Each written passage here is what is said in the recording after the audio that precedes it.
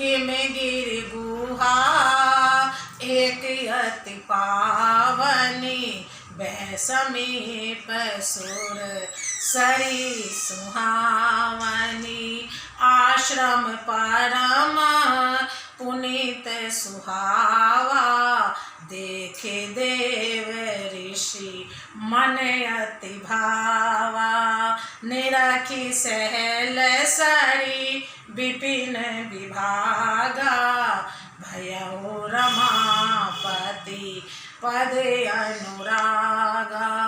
सुमिरत हरहि श्राव गति बाधी, सहज विमल मन लागी समाधि। मुनि गति देख सुरेश डराना, काम ही बोली किन सनमाना।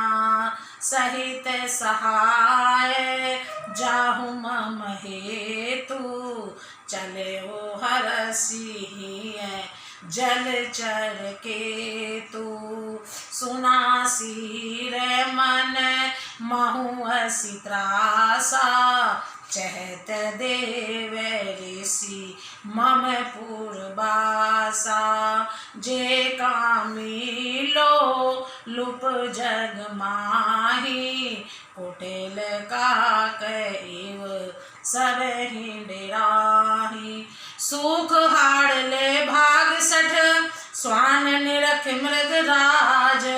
छीन ले जन जान जड़, तिम सुर पतहि न लाज। हिमालय पर्वत में एक बड़ी पवित्र गुफा थी। उसके समीप ही सुंदर गंगा जी बहती थी। वह परम पवित्र सुंदर आश्रम देखने पर नारद जी के मन को बहुत सुहावना लगा। पर्वत, नदी और वन के सुंदर विभागों को देखकर नारद जी का लक्ष्मीकांत भगवान के चरणों में प्रेम हो गया। भगवान का स्मरण करते ही उन नारद मुनि के शाप की, जो शाप उन्हें दक्ष प्रजापति ने दिया था और जिसके कारण वे एक स्थान पर ठहर नहीं सकते थे, गति रुक गई और मन के स्वाभाविक ही निर्मल होने से उनकी समाधि लग गई। नारद मुनि की यह तपोमय स्थिति देखकर देवराज इंद्र डर गया। उसने कामदेव को बुलाकर आदर सत्कार किया और कहा कि मेरे हित के लिए तुम अपने सहायकों सहित नारद की समाधि भंग करने को जाओ। यह सुनकर नीलध्वज कामदेव मन में प्रसन्न होकर चला। इंद्र के मन में यह डर हुआ कि देवर्षि नारद मेरी पूरी अमरावती का निवास राज्य चाहते हैं। जगत में जो कामी और लोभी होते हैं वे कुटिल कोए की तरह सबसे डरते हैं। जैसे मूर्ख कुत्ता सिंह को देखकर सूखी हड्डी लेकर भागे और वह मूर्ख यह समझे कि कहीं उस हड्डी को सिंह छीन न ले, वैसे ही इंद्र को नारद जी में मेरा राज्य छीन लेंगे ऐसा सोचते लाज नहीं आई।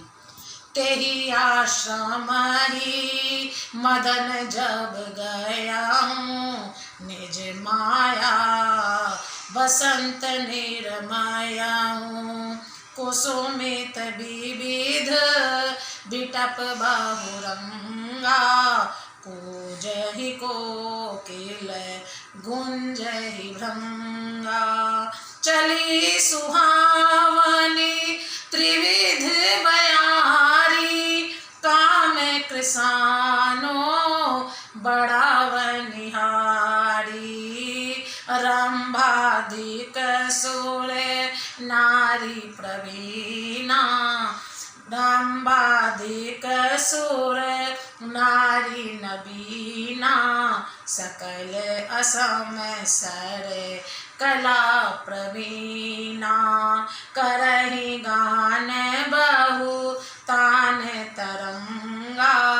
बहुविधि क्रीडहि पानी पतंगा, देखी सहाय मदन हर्षाना।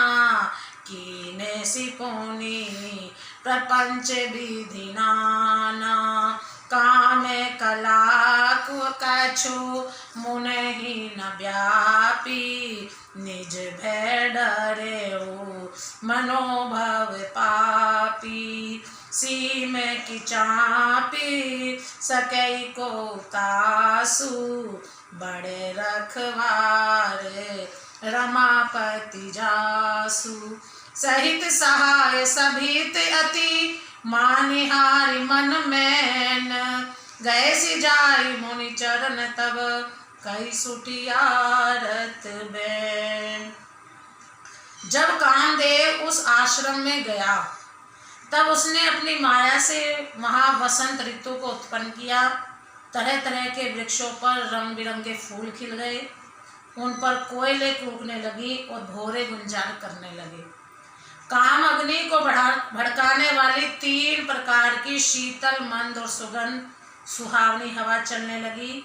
रंभा आदि नव युवती देवांगनाएं जो सबकी सब काम कला में निपुण थी, वे बहुत प्रकार की तानों की तरंग के साथ गाने लगी और हाथ में गेंद लेकर नाना प्रकार के खेल खेलने लगी। कामदेव अपने इन सहायकों को देखकर बहुत प्रसन्न हुआ और फिर उसने नाना प्रकार के माया जाल किए, परंतु कामदेव की कोई भी कला मुनि पर असर ना कर सकी। तब तो पापी कामदेव अपने ही नाश के भय से डर गया। लक्ष्मीपति भगवान जिसके बड़े रक्षक हो, भला उसकी सीमा मर्यादा को कोई दबा सकता है। तब अपने सहायकों समेत कामदेव ने बहुत डरकर और अपने मन में हार मानकर बहुत ही आर्त दीन वचन कहते हुए मुनि के चरणों को जा पकड़ा। प्रेम से बोलो जय श्री राम।